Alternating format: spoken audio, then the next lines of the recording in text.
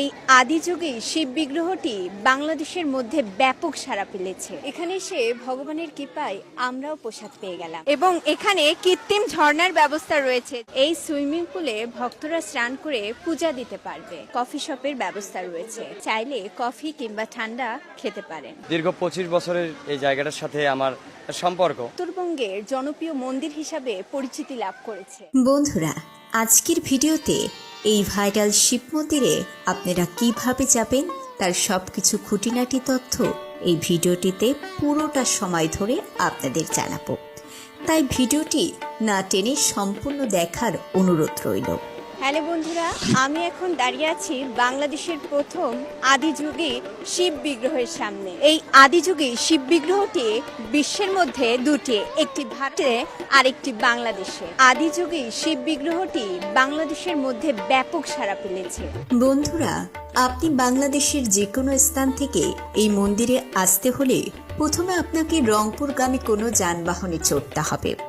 তারপর বগুড়া টু রংপুর মহাসড়কের কোমরপুর নামক স্থানে আপনাকে নামতে হবে। এই জন্য গুগল ম্যাপ আপনাকে সাহায্য করতে পারে। এইখানে নেমে ওভারব্রিজের নিচে অনেক অটো বা ভ্যান পেয়ে যাবেন, যারা আপনাকে মন্দিরে পৌঁছে দিবে।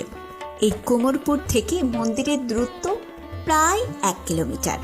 ভাড়া জনপ্রতি পড়বে 10 টাকা, একেবারে মন্দিরের গেট পর্যন্ত। আর এটাই সেই বর্তমানের সবচেয়ে জনপ্রিয় শ্রী শ্রী রাধা গোবিন্দ ও কালী মন্দির।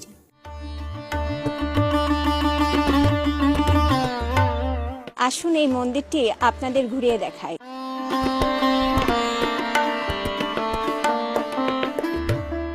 মন্দিরের প্রবেশের সাথে সাথে আপনাদের চোখে পড়বে কিছু দেবদেবীর মূর্তি। আমি এখন দাঁড়িয়ে আছি লোকনাথ মন্দিরের সামনে। এর পাশেই রয়েছে শনি মন্দির। এটি হলো শনি দেবতার মন্দির। এই মন্দিরটির নির্মাণ কাজ শেষ হলে এখানে আপনারা 144টি দেবদেবীর মূর্তি দর্শন করতে পারবেন।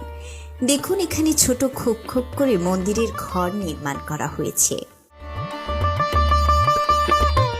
আদিযুগে শিব বিগ্রহের নিচে রয়েছে শিব এবং পার্বতীর মন্দির। আদিযুগে শিব বিগ্রহের সামনে একটি কালী মন্দির রয়েছে এবং এখানে কৃত্রিম ঝর্ণার ব্যবস্থা রয়েছে, যেখানে কৃত্রিম ঝর্ণা পার হয়ে ওই কালী মন্দিরে উঠতে হয়। কি সুন্দর পরিকল্পনায় সিঁড়িতে সুন্দর ঝর্ণার ব্যবস্থা করা হয়েছে, যা আসলেই অনেক সুন্দর। এখানে দেখুন, ভক্তবৃন্দরা কালী মন্দিরে সিঁড়ি